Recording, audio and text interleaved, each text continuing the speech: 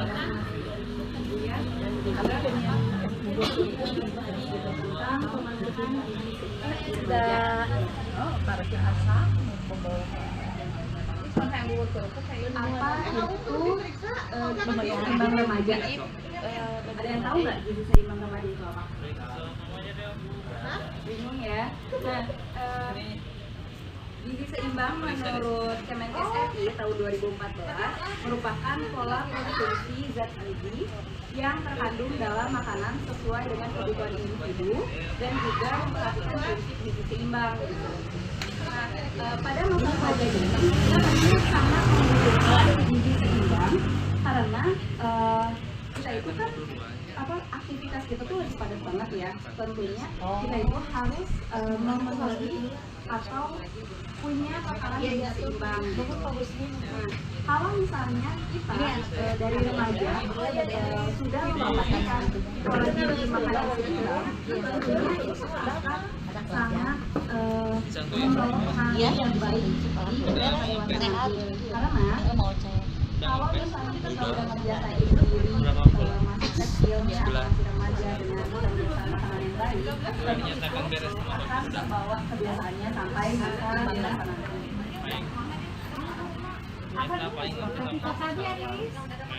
Selanjutnya, apakah gizi seimbang remaja itu penting? Penting nggak menurut teman-teman? Penting.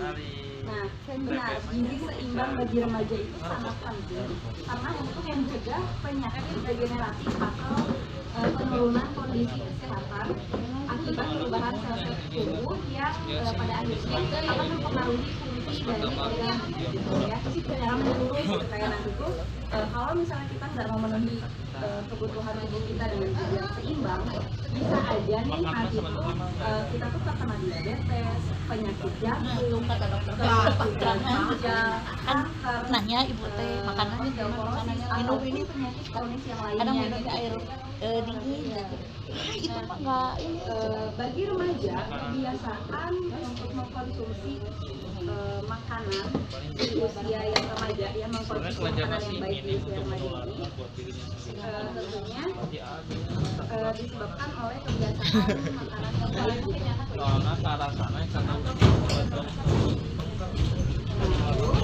Di sini ada tumpeng gizi seimbang. Pernah dengar nggak tumpeng gizi seimbang? Ya, atau misalnya isi piringku. Pernah dengar nggak? Anak-anak mah belum pernah. Di sini tuh ada tumpeng gizi seimbang. Itu sebagai apa ya? Kayak acuan kita nih. Kita tuh sebenarnya kalau misalnya makan harus apa aja yang ada di dalam piring tuh, atau misalnya apa aja sih kategori yang baik untuk kita makan.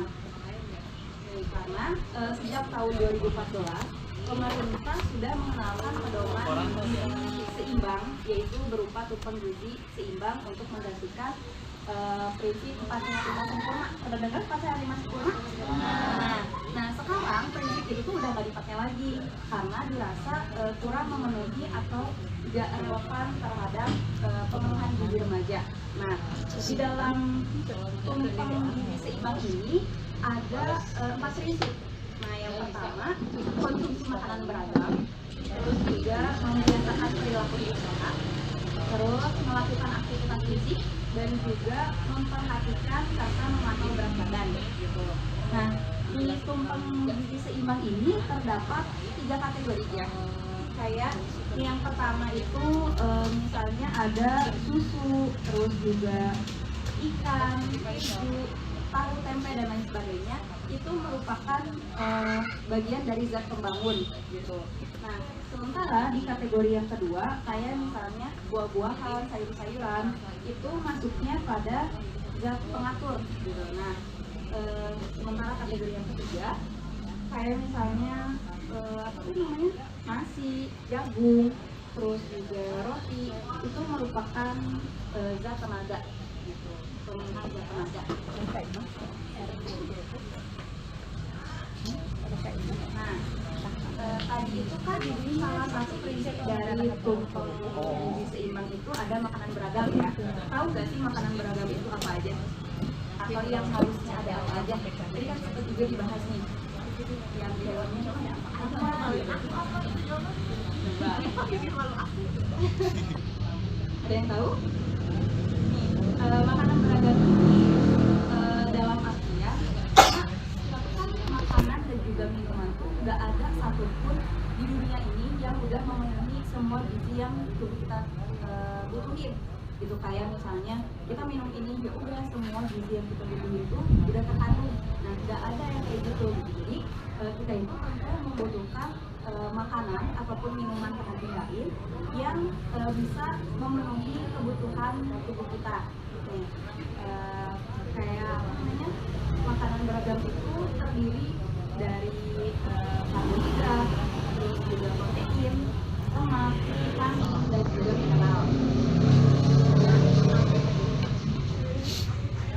Nah, tadi itu kan makanan beragam itu terdiri dari karbohidrat ya salah satunya. Nah, ada yang tahu nggak karbohidrat itu apa atau seperti apa?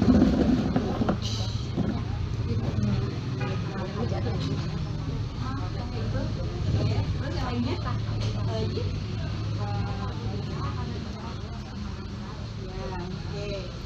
Karbohidrat ini berfungsi untuk penghasil energi utama dalam tubuh kita ya, yang juga merupakan zat gizi yang paling cepat dicerna oleh tubuh gitu. Jadi kayak karbohidrat ini tuh sangat penting supaya kita tuh punya tenaga gitu. Nah, karbohidrat ini terbagi menjadi dua, yaitu ada karbohidrat kompleks dan juga karbohidrat simpel atau sederhana. Nah, yang masuk pada kategori karbohidrat kompleks ini kayak misalnya nih ubi, terus juga nasi, terus juga udah gitu gandum, roti, bihun dan lain sebagainya. Nah kalau misalnya yang masuk pada kategori karbohidrat yang simpel atau sederhana, ini kayak makanan selingan gitu yang juga memiliki ciri yaitu mengandung gula. Nah kayak misalnya kue, terus juga kentang, es krim, permen, coklat dan lain sebagainya. Selanjutnya tadi ada protein. Nah, protein itu apa sih? Ada yang tahu? Atau misalnya apa aja sih jenis protein? Oke, protein itu merupakan zat yang berfungsi sebagai zat pembangun. Nah, protein ini berfungsi untuk pertumbuhan optimal, jadi kayak mempertahankan atau juga memperbaiki sel jaringan yang sudah terbentuk di semuanya. Nah, protein ini terbagi menjadi dua, ada protein hewani dan juga protein nabati. Protein hewani itu kayak ini ya, nih apa namanya? Daging, terus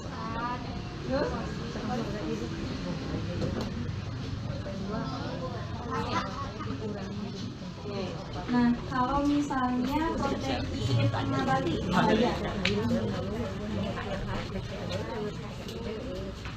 ini juga sumbernya cukup gula ya. Dan juga protein ini kita tuh harus ada kayak mengkonsumsinya tuh dua-duanya, protein nabatinya ada, protein hewaninya ada gitu. Jadi harus seimbang juga kedua-duanya. Biasanya kalau kita mengkonsumsi atau kita makan protein yang ada di dalam piring itu kayak misalnya dianjurkan tuh 30% protein hewani dan juga 70% protein nabati. Jadi semuanya harus tetap seimbang gitu. Selanjutnya ada lemak, garam, dan juga gula. Lemak, garam, dan juga gula ini harus juga dibatasi dan juga diperhatikan. Kayak misalnya nih gula itu kita tuh cuma boleh mengkonsumsi 4 sendok makan perharinya, setara dengan 24 gram. Terus juga garam 1 sendok teh atau 2000 mg natrium. Jadi garam juga kita nggak boleh kebanyakan ya. Terus juga lemak atau minyak 5 sendok makanan atau setara dengan 72 gram gitu. Nah, tapi sebenarnya tubuh kita juga sangat membutuhkan lemak, gula, dan garam. Kenapa sih tubuh kita itu membutuhkan lemak, gula, dan garam? Padahal kan di sini harus dibatasi. Tapi kalau misalnya kita mengkonsumsinya itu setara atau misalnya nggak terlalu berlebihan, mereka ini tuh juga punya fungsi yang baik gitu ya. Nah, kayak misalnya lemak nih, lemak itu sebagai cadangan energi tubuh sehingga energi bagi pertumbuhan sel dan juga penunjang fungsi otak. Nah, sementara kalau misalnya mengkonsumsinya terlalu banyak, lemak juga akan berpengaruh pada kondisi tubuh atau kondisi berat badan, kayak misalnya bisa penyakit jantung, diabetes, atau bahkan hipertensi gitu. Nah, selanjutnya gula. Gula itu penting banget ada di tubuh kita. Kenapa sih? Karena gula itu merupakan salah satu sumber energi paling cepat yang diproses untuk tubuh. Kayak misalnya pernah lihat nggak kalau orang pingsan dikasih teh manis, atau misalnya yang naik gunung biasanya cowok ya, disuruh makan gula merah. Pernah? Nah, itu tuh karena sebagai apa ya, biar energi di dalam tubuhnya tuh langsung ada gitu, biar mereka tuh nggak lemas. Nah, tapi kalau misalnya gula nggak dikonsumsi dengan baik, gula juga akan mengakibatkan penyakit ya. Ada yang tahu penyakit yang disebabkan oleh gula? Diabetes, terus apa lagi?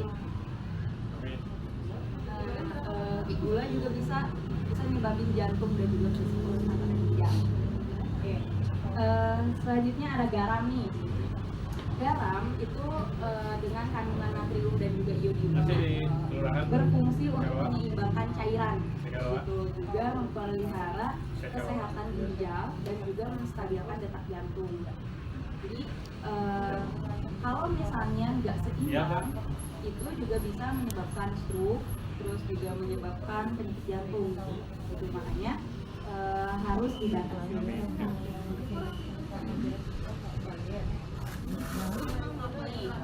Selanjutnya ada vitamin, mineral, dan juga serat. Nah, kenapa sih tubuh kita juga membutuhkan vitamin, mineral, dan juga serat? Nah, karena vitamin nih, dari vitamin ya, vitamin itu dibutuhkan untuk tubuh dan juga vitamin ini dapat bertumbuh dan juga berkembang secara normal gitu di tubuh kita. Nah, terus yang kedua ada mineral. Kenapa sih membutuhkan mineral? Mineral ini berperan penting dalam pertumbuhan, kesehatan tubuh, terus juga keseimbangan cairan tubuh. Terus yang kedua ada serat. Serat ini dapat memperlancar proses pencernaan dengan cara menyerap air ke dalam tubuh kita. Nah, makanya nih kalau misalnya kalian lagi sembelit atau misalnya lagi susah, maaf ya BAB, disuruhnya mengkonsumsi yang tinggi akan serat. Karena serat ini merupakan sesuatu yang mudah untuk diserap oleh usus serat. Bagus. Oh iya, katanya berapa bukannya yang diri sendiri? Ya waktu itu kena katanya agak tinggi. Tahu nggak kalau misalnya tubuh kita ini terdiri dari 55% sampai 70% air. Dalam artian tubuh kita ini kebanyakan cairan. Pernah dengar? Tahu nggak sumber air terbaik itu? Air yang seperti apa sih? Apa misalnya air kayak boba, terus yang kayak gitu-gitu, itu sumber air yang baik bukan? Bukan. Kalau misalnya sumber air yang baik itu kan air mineral ya tentunya. Nah, tapi sumber air yang baik itu salah satunya murni. Nah, murni itu juga bisa merupakan salah satu sumber air yang baik juga.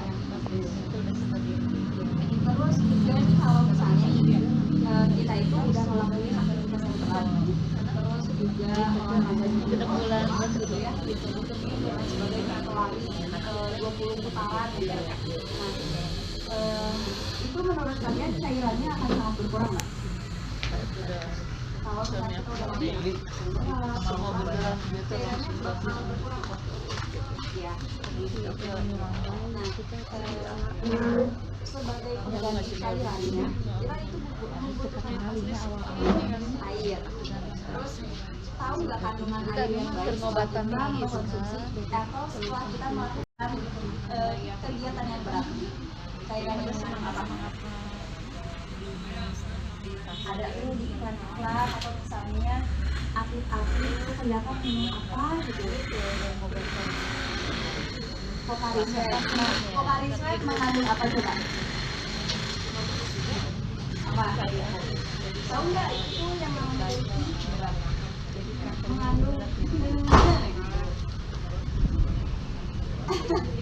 Iya. ion dan juga isotonik. Nah, teman-teman tahu nggak sih kalau misalnya isotonik itu dapat mempengaruhi atau juga berguna banget untuk pemenuhan cairan tubuh kembali gitu. Pocari Sweat nih salah satunya itu juga dapat memenuhi cairan isotonik yang dibutuhkan. Terus juga kalau misalnya selain minuman kemasan ya, itu air kelapa.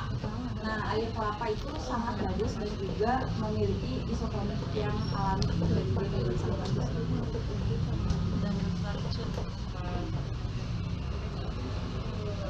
Nah, selanjutnya ada apapun gayanya, hidup bersih dan juga sehat perilakunya. Pernah dengar ini? Atau misalnya pernah lihat? Nih, ini tuh ada 10 anjuran supaya kita tuh harus berperilaku pola sehat. Gitu. Nah, kalau misalnya untuk kalian nih, salah satunya ini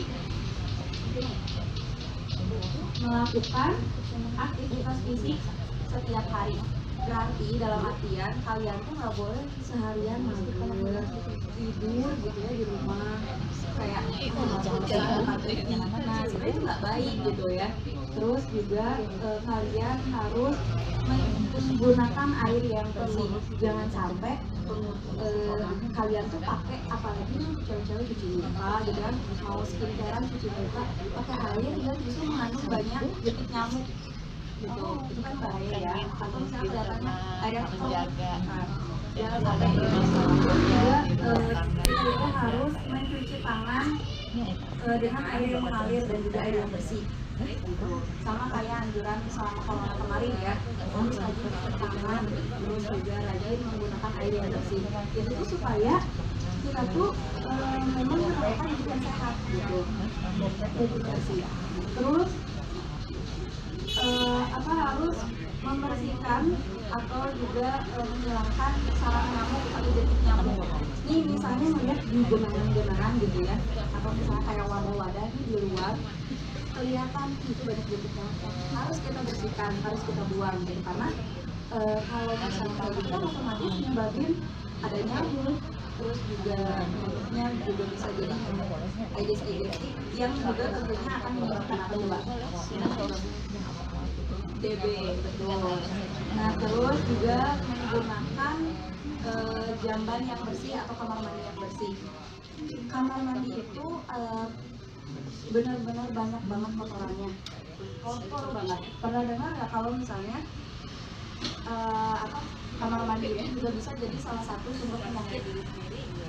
Karena kalau misalnya kita nggak membersihkan, itu banyak kotoran-kotoran yang menempel gitu, kayak kita bekas buang air, mau itu buang air besar atau kecil, itu menempel gitu. Terus juga kayak kita mandi, kita ngilangin kotoran-kotoran yang dalam tubuh, itu kan juga kotorannya bisa nempel gitu di kamar mandi. Makanya kita itu harus membersihkan gitu.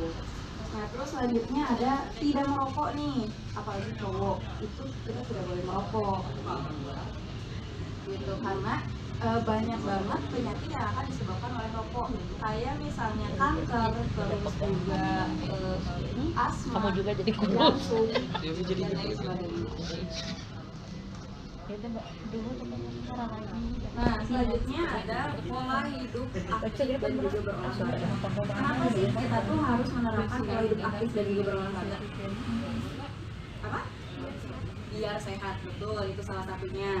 Nah, pola hidup aktif dan juga berolahraga ini itu bagus bagi tubuh kita sendiri dan juga bagi keberlangsungan hidup kita. Kenapa sih? Karena kalau misalnya kita rajin olahraga, terus juga kita menerapkan hidup yang aktif gitu ya. Nah, itu tuh kita bakal jadi lebih fokus selama belajar. Nah, itu banyak dampak positifnya.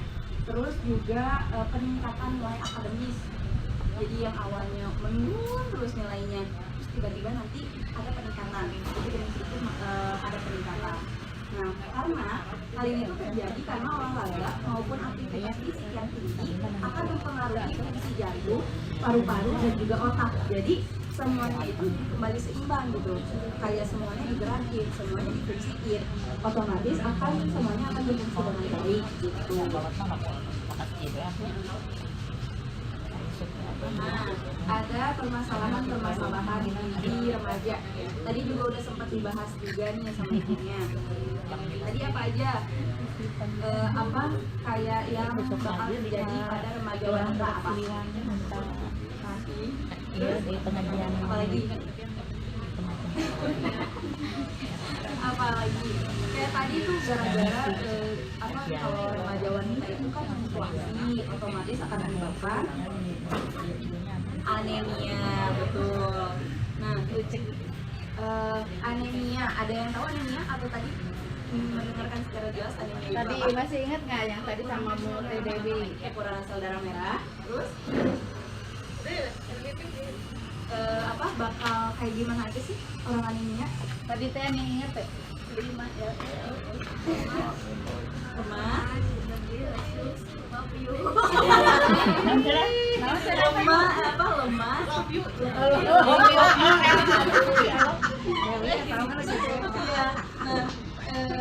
anemia itu kan sebagai atau misalnya salah satu penyebab yang menunjukkan sel darah merah yang baik itu tidak seimbang gitu ya.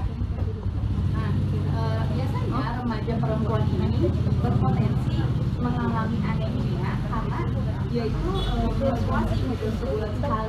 Ya. Makanya kalau misalnya kita lagi menstruasi ini, teman-teman kalau misalnya udah menstruasi itu dianjurkan mengkonsumsi tablet tambah darah selama seminggu kalau misalnya lagi menstruasi. Tapi kalau misalnya kalian nih lagi nggak menstruasi, kalian bisa mengkonsumsi tablet tambah darah itu 1 kali seminggu. Tahu nggak tablet tambah darah itu yang kayak gimana? Bulat merah. Terus kalau yang selain itu, apalagi? Nah, salah satunya kayak sangobion, terus juga bufabion, terus etarbion, itu juga salah satu tablet tambah darah. Nah, terus juga siapa nih di sini yang jarang sarapan? Nah, seharusnya kita ini ya remaja mengkonsumsi makanan itu ada waktu-waktunya, ada 3 kali sarapan, terus juga makan siang dan juga makan malam. Jadi idealnya kita itu harus makan 3 kali sehari gitu. Nah, kalau misalnya nih kita nggak sarapan, itu juga akan mempengaruhi pada fase siang sarapannya. Kayak misalnya dari awalnya kita udah nggak mau konsumsi makanan, itu akan berakibat di siang hari bahkan sampai malam hari. Karena sarapan ini merupakan salah satu pemenuhan gizi remaja.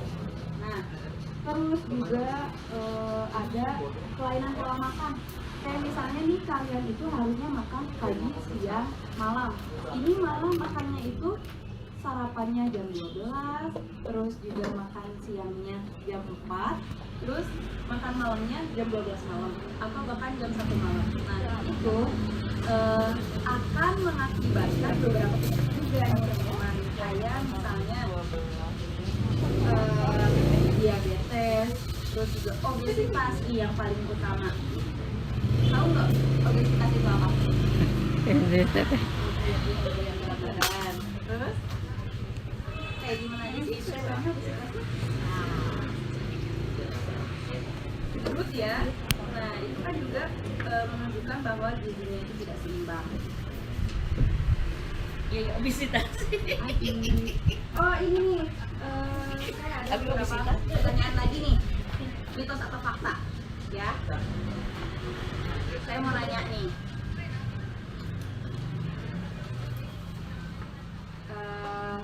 saya mau nanya kalau misalnya cara menurunkan berat badan paling efektif adalah dengan tidak mengkonsumsi karbohidrat, nggak makan nasi, terus juga roti, kentang, mie dan lain-lain. Itu merupakan cara menurunkan berat badan yang paling efektif. Mitos atau fakta? Mitos. Kenapa? Karena mitos. Nah, dalam masa perkembangan remaja tentunya membutuhkan asupan karbohidrat kan kayak yang tadi gitu. Nah sementara karbohidrat ini bersumber dari gandum, buah-buahan dan sebagainya gitu. Jadi kalau misalnya kita nggak mengkonsumsi karbohidrat bukan merupakan cara yang cukup menurunkan berat badan. Selanjutnya ada sarapan dengan nasi menyebabkan ngantuk. Mitos atau fakta? Mitos. Fakta apa? Mitos. Kenapa?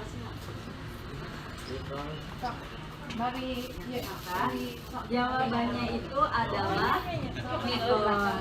Karena sarapan nasi dengan porsi yang tepat dilengkapi dengan lauk dan juga sayuran tidak dapat menyebabkan kantuk. Mengantuk dapat terjadi ketika sarapan dengan porsi gula yang tinggi. Atau misalnya karena dalam gula darah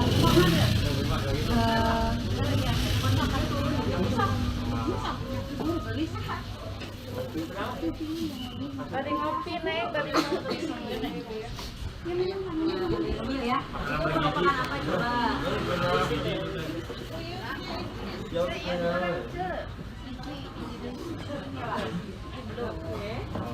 Sok teh airnya. Ya.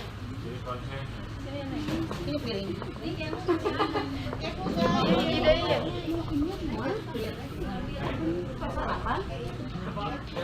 Nih, selanjutnya saya juga mau nanya lagi tentang kebiasaan sarapan gorengan berbahaya bagi kesehatan. Mitos atau fakta? Berbahaya. Mitos atau fakta? Fakta. Kenapa? Fakta. Dengan minyak. Karena kalori yang terkandung di dalam 2-3 potong gorengan sama dengan 1 piring makanan bergizi. Jadi kalau misalnya nih kayak itu tuh 2 gorengan itu setara dengan 1 piring gizi seimbang. Jadi kebayang ya kalau misalnya udah makan gorengan pakai nasi, so padahal nikmat tapi tidak seimbang gizinya. Karena juga gorengan ini minim akan kandungan vitamin, mineral serta serat yang dibutuhkan tubuh. Ini ada lagi, penggunaan penyedap rasa pada makanan dapat menyebabkan kebodohan. Kayak ini generasi Michi makanya bodoh gitu. Mitos atau fakta? Fakta. Mitos. Jawabannya adalah mitos gitu, karena penyebab atau penyedap makanan yang digunakan sebagai tambahan dalam masakan diperbolehkan asalkan kadarnya itu tetap seimbang, nggak kebanyakan gitu. Terus juga belum ada bukti ilmiah yang menunjukkan bahwa penyedap makanan ini atau kemungkinan ini akan menyebabkan kebodohan dan sebagainya. Jadi itu tuh belum ada penelitian ilmuwan gitu tentang hal ini. Nih, makan nasi dengan lauk instan meskipun kentang tidak dianjurkan. Ini satu fakta. Makan mie pakai nasi, terus atau makan kentang kayak perkedel kentang pakai nasi. Itu satu fakta. Kenapa? apa? Nggak boleh.